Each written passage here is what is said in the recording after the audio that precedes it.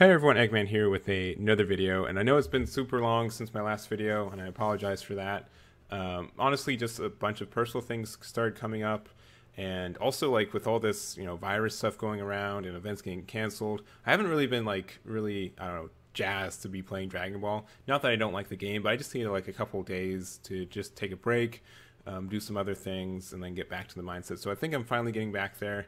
I didn't want to make lackluster videos and kind of force it. I just wanted to kind of get back into it. And yeah, so we're going to talk about the draft box. Specifically, we're going to talk about the Universe 10 archetype and my thoughts on it. So we're just going to go through kind of how the mechanics work. I don't have a deck profile for this because haven't been testing it. I didn't want to give a deck list for something I haven't really tried out, but I don't think this deck is spoilers. I don't think this is really a good archetype, and I'm going to go over why and my thoughts about it. And if you guys have any opinions about it that I've been kind of out of it for like the last week or so. So if there's something I'm missing or something, please let me know and we can talk about it in the comments. But I don't like, I'm usually one who's like really excited for like kind of janky archetypes, but I really don't like this one. We're going to talk about it. So this whole Universe 10 kind of archetype goes over this idea of your opponent reveals the top card of the deck, and then if it's a battle card, or I think like mostly it's battle cards, not as many extra cards. Then at the start of your opponent's next main phase, something happens, or what have you. That's really what this whole idea is, and it reminds me a lot. One, I think there's a Magic kind of thing that does a really similar thing. I'm not going to try to talk out my butt about what it is, but it does remind me of a Hearthstone mechanic that probably stole from Magic, honestly. But it's called Joust. And if you haven't heard about this this keyword in Hearthstone, it's because it's not really good. And pretty much the effect of Joust is that since Hearthstone is an UI based game, you can get random cards from your deck. And like the game client handles all the random stuff. And so when you play a card with Joust, it chooses a random card from your deck and a random card from your opponent's deck, and then if you have a higher energy cost, you get the effect off, and then if not, you don't. And if it's tied, you still don't. So if you both pull like a 5, then nothing happens. But yeah, and most of those cards were super duper bad, and not that, and it kind of has like holds up to this idea of if it always wins the joust, how good is the card? Like that's the best way that I've heard someone kind of explain it, is that if the effect that you're like the random effect always goes off, how good is the card, right? And I think that can be applied to these cards as well. So let's get into it. Abuni is probably like maybe not the best one to start with, but it was chronologically the first one, so we're going to. But this card is probably fine by itself. It doesn't have to rely on the whole thing. Also, one more quick aside. The weirdest thing about this is that Universe 10 also doesn't have like a archetype leader. Like there's no like specific leader for this archetype, and most of the sets that any of the universes that are new in this draft box are kind of the same thing. Also, like Universe 2 with Maidens, they only have one Universe 2 leader, and it's a really bad rebrand from like 2 years ago. So I don't think that really counts either. But yeah, it's just not very easy to play all these cards in like I don't know, in any leader. And it's weird. I think this archetype could be really fixed if there was just a Universe 10 leader that like had a really generic effect of like when this card swings, look at the top card of your opponent's deck, boom, that's it. Like, or even if it's not, like it could be like top 3 and then rearrange. Maybe that might be broken, but let's just for sure saying, oh, they don't have a battle card on top there, shoot, all right, why, I guess I can play around that. But yeah, it's just really weird that you have to, like, there's no good way to look at the top card of your opponent's deck without expending resources, and the knowledge of the top card of your opponent's deck is normally not a really big thing, especially since hand sizes are so large anyways. Like there's a lot of like this game's pretty consistent in getting cards you need in general compared to other card games, so seeing what they're getting next can maybe help you a little bit, but I don't think it's like worth it by itself. So finally getting into this Abuni. So it has deflect. Like we can talk about this other effect. It's really good. You get 3 tokens, and then they have 15k power and 5k combo power too. And it has this permanent that if an after image token is playing your battle area, this card can't be KO'd. This is by skill or battle because it just says KO'd. So that's really good, and ironically, like these tokens are usually harder to get rid of than battle cards in general. But just being able to play this for 4 with deflect, and then just have 4 attackers for 4 energy that are 15k. 3 of them are 15k and one of them is 20k is fantastic. And then it has this like kind of like your opponent reveals the top card of your deck. If it's a battle card at the start of your opponent's next main phase, choose up to 1 blue energy and switch to active mode. And like that's kind of lackluster to me. I mean, like if you play this card and then you know that you're gonna untap 1 energy, you can probably be a little bit more aggressive with your cards. But I think this card is good without this, and I think this is just tacked on because it's Universe 10. All right, let's talk about Zoom Lucky Air Raid. This card is more kind of like showing how bad this mechanic really is. So active main, choose one. Active main once per turn. So choose 1 card in your hand, place in your drop area. Your opponent reveals the top card of their deck. If it's a battle card, choose up to 1 of your opponent's battle cards placed at the bottom of their owner's deck. So this one is a really good example. So let's say that you always hit the battle card, right? So active main, you choose 1 card in your hand, place your drop area, and then you put one of your opponent's battle cards in the bottom of their deck. So for 3 energy, you have to play this body, and then it has to survive. It can't get like Denial of Hope or Vigia the Cruel, especially since this is an active main. It's not like an auto when you play this card. Which, I mean, if this survives and being able to do this more than once, that's fine. But yeah, and also having to go like -1. I guess you go +0 because you get one of their cards out as well. But it doesn't like ignore barrier or anything. I don't know. Like for 3 energy, just to plop this down to discard a card to maybe get rid of a card for your opponent's field is kind of lackluster to me. And like there's like if you have to like randomly do it. I know that, so maybe this, you're already writing a comment like, oh, there's ways, you're going to see below that you can kind of manipulate the deck, and that's fine, but you have to put extra effort and extra, like you have to find the cards and you have to go minus more cards to do it, and I don't think it's worth it. But we'll go to those. It also says active battle. If it's your opponent's turn, your opponent reveals the top card of the deck. If it's a non-battle card, choose up to 2 of your mono blue energy and switch into active mode. This one's completely a crapshoot because there's no, as far as I know, there's no way to actually look and like make sure there's an extra card on your opponent's turn because this is active battle once per turn on your opponent's turn. So this is like the lucky reason that you can like sometimes untap 2 mono blue energy, but I don't think it's worth it. All right, Wings of Fortune. So when you play this card, your opponent removes the top card of their deck. If it's a battle card, choose up to 1 of your opponent's battle cards, return it to their owner's hand. Otherwise, draw 1. So like this one's okay because it gets like an or, but you don't get to choose the or. You either get to draw 1 card, or you get to just return an opponent's battle cards to their hand. It's nice that it's like any battle card for 2 energy, so that this one's probably actually not too bad. And like I could see this being somewhat played in other decks, because like we've seen like some 15k 1-drops or 2-drops that draw a card. I'd rather this be a 1-drop 5k that did this. I mean, I don't know, being able to return any battle card, ignoring energy costs is nice, but you have to actually hit it too. And also, like the thing is like you don't get to choose too. Like that's kind of the rough thing. I mean, this is, I think, one of the only ones that gets an ability no matter what, which is nice, but most of the other ones are strictly battle cards.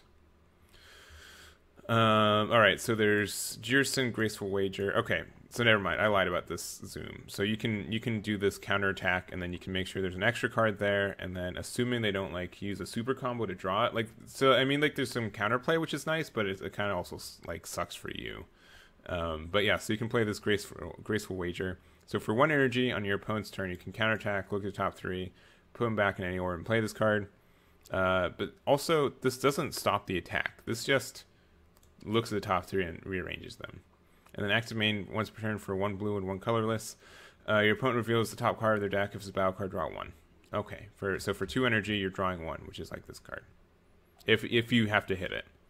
So like, there are so many cards that are like draw 2 or pay 2 for drawing 1 right now kind of thing, and no one's playing them. So I mean, I don't know. Like this seems like so janky.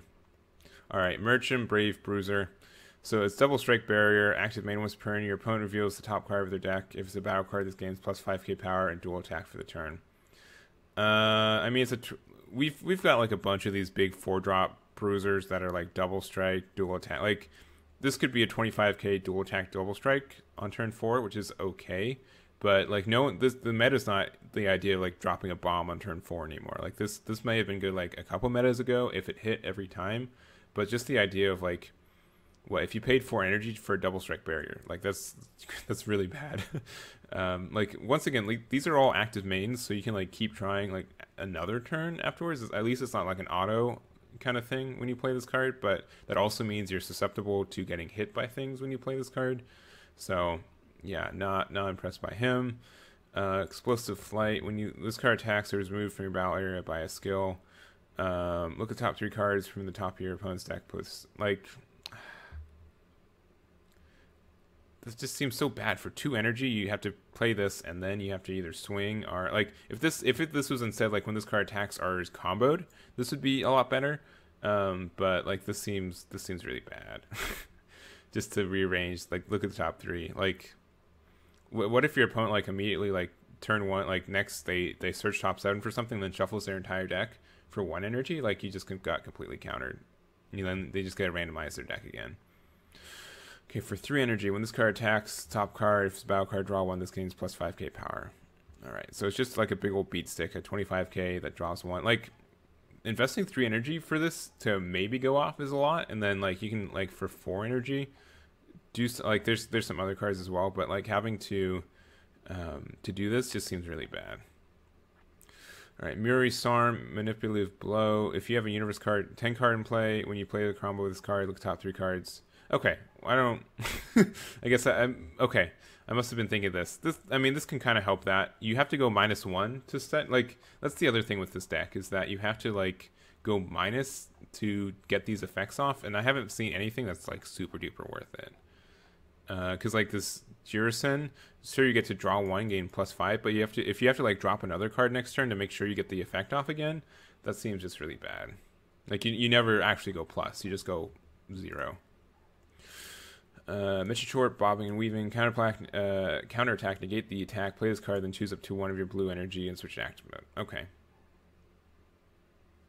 So it just replaces himself, except for it's a 2-drop. So you just, whatever. Doesn't matter. Alright. Dual Coal, High Stakes, Guardian, Blocker, activate main once per turn. Your opponent reveals the top card of the deck. If it's a battle card, this card gains revenge until the end of your opponent's next turn. I'm pretty sure we've got some blocker revenge for like 1 or 2 energy, and they're not seeing play. So having to like randomly do it, I don't know. It just I don't know. I don't want to be lazy. It just seems bad. Hey, I totally forgot that Quasars Universe 10 when we were going through the original one, so real quick, he's active main once per turn, look top 3 cards from the top of your opponent's deck and put them back in any order. Like, this is okay, like, and this helps out, like, this, like, starts up, but it's a 1-drop with no protection, and it's also, like, it's not auto when you play this card, so this can get, like, Vegeta the Cruel or anything, like, a bunch of, like, good things like that, and, yeah, and it's just, like, once you get to look at the top 3 and put them back, so...